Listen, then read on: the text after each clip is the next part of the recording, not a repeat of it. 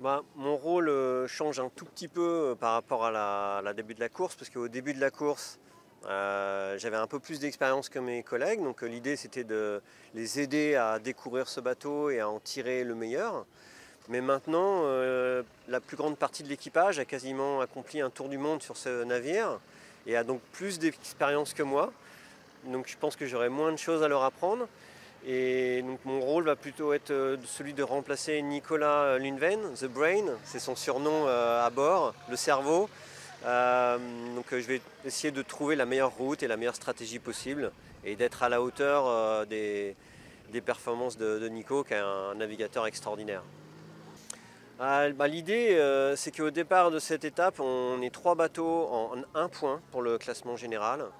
L'étape compte double de points, donc c'est vraiment une étape qui est très très importante.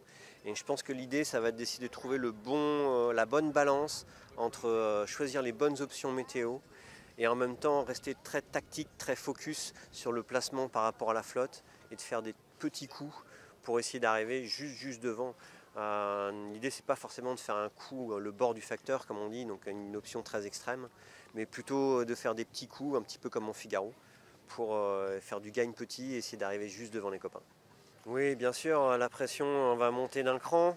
Déjà, on se retrouve à 3 bateaux en un point. On arrive dans le Money Times, c'est-à-dire dans la dernière ligne droite, avant la fin de cette course.